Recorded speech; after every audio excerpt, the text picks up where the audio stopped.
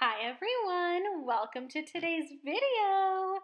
For today, I'm going to be doing something a little different, obviously, as you can see. So if you've been following me on any social media, following my blog, you'll know by now that I have been super obsessed with working on my scrapbook album. This is specifically my husband and I's wedding album. But I've just been really into and motivated to work on some scrapbooking lately. So for today's video, I was kind of trying to figure out what I wanted to do, and I thought, you know what, why not just film a little of me doing some scrapbooking? I don't have a very set process. I kind of just go into it and I take it step by step and see what I can come up with. So I thought it might be kind of interesting to just turn the camera on for a little while and record me doing that. So that's basically what you're going to get from today's video. So I hope you guys enjoy. Right now, all I'm doing is looking for some cards to go into this page. I'm using a few different card sets. I think the ones that I'm looking at right now are called Dreamy and Inspire. Which are beautiful sets. They're awesome. For the most part with this album, I have been using a couple of wedding sets from Becky Higgins. I started off using the Southern Wedding set. I actually purchased that a while ago. Actually, I think someone may have gotten that for me for Christmas last year, if I remember correctly, now that I'm actually thinking about it. Regardless, that's the one that I started off with, the Southern Wedding set. That's the one that I really used in the beginning. And then I found another set by Becky Higgins called the Modern Wedding card set or card kit core. I don't remember the technical term, but you know what I'm talking about. And I've really been using that one a lot lately because I love the images in that and the style, and it's right up my alley. So you'll see a combination of the two in this video. But regardless, that's kind of what this is going to be. I don't have a very set process for what I do. Like I said, I just kind of go with it and see how things come together. So I'll be talking through a little bit of it, but also part of it is just me playing around, putting cards in different places, putting pictures in different places, and seeing what works out well. So I do have a couple of things that I wanted to talk to you guys about that's unrelated to the scrapbooking. The first thing is the holiday catalog is live. So our new Stampin' Up! Holiday 2017 catalog is live. You can go and purchase anything from the new catalog. There are tons of things to see. It's an absolutely amazing catalog. So if you have not received a catalog, so if you need one, need a physical copy, please let me know. I send those out completely free to whoever asks for one. It's my pleasure to do it. I love giving catalogs to people that have never looked at the product before or who have and just want to take a look. I love sending you guys catalogs because that's like my favorite part, is going through and looking at all of the new goodies and trying to figure out what I want. So if you need a catalog, please email me at littlemooncreation@gmail.com, or you can head over to my website and use my contact form, and I'll get the catalog sent right out to you completely free. Like I said, it's my pleasure to send out catalogs to anybody that needs one. So just let me know and I will hook you up. The other thing related to the new catalog is that I am doing my paper share for the new catalog. So I just launched that a couple of days ago. Oh my gosh, I can't talk. So make sure if you're interested in that, you head over to my Etsy store, which is just Little Moon Creation, and get in on that before I close it. It's $11 to get a sample of every piece of paper in the new holiday catalog, and then I think shipping is $3. So it ends up being just about $15 to get a sample of every piece of Designer Series paper from the new catalog sent to you. So anyway, those are my two major announcements. So just to talk to you guys a little bit about how I go about doing my scrapbook pages, this is a little bit different because I have so many photos that I'm trying to put into this album.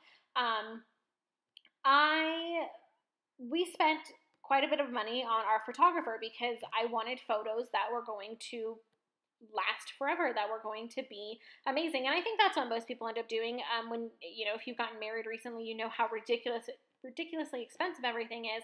And a photographer for me was one of those things that was really, really important because I am a crafter, I am a scrapbooker, and I really wanted to make sure that I captured our memories appropriately and could put them in an album and have pictures that I was really proud to share with everyone. So that was really important to me. But coming with that, we got tons of pictures. There are probably over 1,000 pictures that we have. Just from our wedding alone, we got a ton of pictures from our engagement photos. We had a ton of pictures from, my bridal shower, bachelor party, the rehearsal dinner. Anytime we went up to the venue, we took pictures, and I'm kind of keeping all of those memories so that I remember 5, 10, 20, 30 years from now. I remember what it was like when we first walked into the venue, or what it was like when I was getting ready that morning. So the pages that I'm doing now are all of our professional pictures, and I'm specifically doing the ceremony piece of this. So that's kind of where I'm at in the scheme of everything, and I'm just kind of working through it. So one of the things that I've done is I've broken it down into different time slots or different categories from our wedding. So the wedding specifically, I started with the girls getting ready. So we stayed in a hotel the night before, and then we got ready at that hotel. So our photographer came and took some pictures there, so I did that. And then the guys actually went straight to where our venue was. It was on a ranch, and there was a little groom suite, and they went there and kind of hung out and took some pictures and got ready. So we kind of went from that to our ceremony, which, like I said, is what I'm working on now. And in the ceremony, we did a few things, obviously. So the way that I've kind of broken it down to make it a little bit more manageable is I took all of my pictures, and I did actually a couple of things. So the first thing that I did was I took them and I split them between portrait and landscape. And that's because I'm using the Project Life sleeves, and all of the sleeves that I have, you either have to have only landscape pictures or only portrait pictures. There are sleeves that you can do both in, and I actually was trying to get my hands on some, but they were always sold out, and I just didn't want to not work on this album because of that. So the first thing that I do, and you can kind of see as I'm playing with pictures and things, I split them into two different groups. So I have a pile that has my landscape pictures, and I have a pile that has my portrait pictures, so I can grab from that pile as I start to work. The other thing that I did is once I split those pictures out, I took my group of my portrait, what is that even called? Portrait layout pictures, and I split them into the different categories. So like the first category I had was, so when my dad and I came in, we actually came in on a horse and carriage. So that was kind of the first section, and then it was my dad and I walking down the aisle, and that was the second section. And then we did like a little reading, and our officiant told like the story of us, so that was kind of the next thing. And then we did a tree planting with our parents, and then we said our vows. Excuse me. We said our vows and did all of like the important stuff, and then that was it. So I kind of put it into those categories. So as I was going through my pictures, I knew I had everything in kind of like a chronological order as I was putting things together. And then I did that with both groups of pictures. I split it into the same categories and then stacked the pictures for both my landscape and my portrait pictures, so that as I was kind of going through the events of the day, everything was kind of matching up, and it just makes it really, really easy to create my pages and know what I'm doing next, because I have the events in order as they happened already ready to go. So you'll kind of see that happening here. Like, I think this section right here is our tree planting. And I just kind of thought also with these cards that I have where I wanted them to go. So as I said, I got the Southern Wedding. I'm pretty sure I think maybe my husband got it for me last year, or maybe it was my in-laws. I can't really remember, but somebody last year got me the Southern Wedding Core Kit. And in that kit, there are all of these cards where you write in information from your wedding day. And it's the same with the modern wedding, the new kit that I was talking about. But we had already filled out all of the cards months and months and months ago. We've already been married for almost a month now. It'll be a week from tomorrow. It'll be a year exactly. So we're already pretty far. And when we first got married, I made it a point. I really, really, really wanted to fill in all of these cards because I wanted our raw emotions from right after it happened. I wanted that kind of stuff in these cards. Like, that's what it's for. Like, it asks you how you felt the first time you saw your groom, or vice versa, how you felt when you first saw your bride, or what the weather was like, what your favorite memory from the day was. And so I really wanted those raw, like right after the event kind of things. So we filled these cards out a long time ago, and they kind of go in different places. So along with splitting up my pictures, I also have a ton of these cards that I split up and have them kind of in that chronological order again, so I know when I need to use the cards, and I keep that in mind when I'm deciding, do I want landscape pictures or portrait pictures, because the cards go a certain way. Hopefully all of this makes sense. I feel like I'm kind of rambling now, but anyways, there's a lot that I'm kind of thinking about and organizing, but at the same time, I'm really just kind of going with it. I have all of these pictures that I know I want to put into these pages, and I'm just kind of rolling with it. I don't have anything that I'm specifically doing other than, like I said, I keep the orientation of my pictures in two separate piles, and I work through them in chronological order so that everything kind of makes sense as you're going through the different pages. But other than that, I'm not really sticking to any specific theme. I'm not journaling a ton on every single page.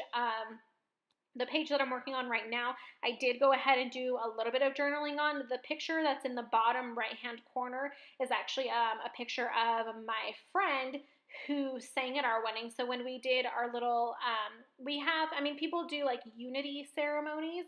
Some people do like sand, some people do the candle. We did a tree planting ceremony. It actually wasn't a tree. It was a peony bush, but nobody knew that. So we called it our tree planting ceremony, and during that time, my friend actually sang to kind of fill in so it wasn't just completely awkward. So I wanted to journal that, so I remembered that.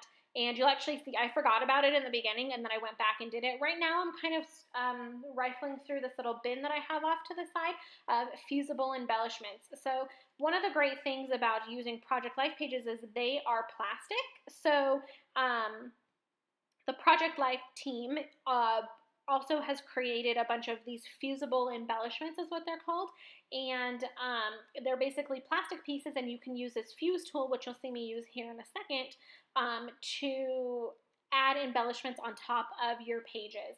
And one of the main reasons that I like using the Project Life system so much is it's so easy to add different items from your actual memories into the pages. Like a couple days ago, I did a page where everybody was kind of walking into the ceremony, and where the flower girls were, I actually took the dried petals from the flower that the flower girls threw down, and I put them into one of the pockets and sealed it up with my little fuse tool, and now forever I will have the actual petals that we had at our wedding in our wedding album. So that's one of the main reasons that I love using the Project Life system, because you can really embellish it so much, and you can add in so much detail and so many items. I put in my garter, there are these little pockets that you can stick stuff into. You just kind of fuse them down, and then you can put whatever you want. I put my garters in there. So all of these little tiny items that may just stay in like a box, I can actually put them into the album in the relevant area, if that's what you want to call it. So it's really, really awesome. I love, love, love doing it. So with this page, this one actually got kind of fun, and this was a technique that I've done a lot with this album. And I don't know if it's something that everybody does with Project Life, but it's something that I do somewhat frequently. So with the page that I'm actually working with right now, you have the 4 actual picture slots on the corners, and then you have 4 slots in the middle for cards. And so on the front of this, the page that we're looking at right now, I used the cards, but then on the back, I had 6 pictures, but only 4 slots. And this is where I realized I needed to go back and do some journaling. So I did that. Okay, sorry, I'm getting sidetracked. One tip that I use over and over and over again is I write what I want to journal on a scratch piece of paper first and just reread it and make sure that it makes sense before I actually put it on my card. I cannot tell you how many times I have journaled on a card and just not liked what I put at all, so I had to redo it. Right now I had to figure out how to spell the artist's name for the song that my friend sang. So that's what I'm doing. But write it out on a scratch piece of paper, and then that also really helps with the placement because you get a better idea of how long it's going to be, so you can better judge where or how you need to write it on your card. What was I talking about before that? Oh, I was talking about where you have these situations where you don't have enough actual photo pockets to put pictures in. So what you can do using the Fuse tool again that I was talking about, you can actually create your own photo pockets. And that's one thing that I do regularly. I will go and create a photo pocket and I'll fuse it in to where there are actually card slots. And once we get past this area, it'll make a little bit more sense. So maybe I'll wait to explain that more when I'm actually doing it. Another thing that you kind of just saw, so off to the left-hand side, I actually just have a pile of cards. And anytime I'm rifling through my little containers, those containers are the iris containers. I got mine from Michaels, but I'm sure you can get them on Amazon or wherever. And they're photo containers, but they fit the Project Life cards perfectly. I usually use 3 containers per core kit, and they fit in there perfectly. They store really easily. It's awesome. So as I'm rifling through, I just pull whatever cards grab my attention. And if I don't end up using it, I put it in this little pile to the left of me because I know that I'll want to use that eventually. If it grabbed my attention, it means that it's something that I like and something that I would want to use. So I put it to the side and I kind of rifle through that little pile first and see if there's anything that'll match kind of what I've already got going on in my head. So that's a really good tip. I actually call them my misfit cards. I have it's not empty. I have an additional container, one of those iris containers that when I'm done, when I put all my supplies away, I put all of my misfit cards in there, and I always grab that bin first because, like I said, I know those are cards that have already grabbed my attention because I pulled them out to begin with, so I know that I'm probably more likely to use those or want to use them. So back to what I was saying before, you can actually create your own photo pockets with this Fuse tool, and it's really, really easy. I love it. I use it all the time. It's perfect for when like I said, in this scenario, I had 2 more photos that I wanted to use that I didn't have any room for, and I didn't want to create another page with my portrait photos because I wanted to move on to the next event in chronological order, and I wanted to use a different orientation of photo. So I ended up creating 2 pockets for my 2 additional photos, and I just seal my photos in the pockets. When I bought my tool, and I think it's probably standard when you buy it, you can create it so you can add like a little slit into the pocket so you can take your photos in and out. For me, I'm not going to interchange any of these photos. I'm not going to take them out. If I need to take them out, I can just rip it open. It's not that big of a deal. So I just seal up my pictures in there, and it's really easy. I just use a 12 by 12 scrapbooking page like the one you see here, and you just create your little pocket in there, and then you cut it out and you put it on the page, and it works really well. So here I grabbed the scissors that I thought were going to cut the page, and it wasn't, so I was having such a hard time, so I had to grab new ones. But it's super, super easy. You just seal your little photo in there, and then you'll see here in a second, I just take the pockets that I created and I fuse them into that open space where those 4 cards go.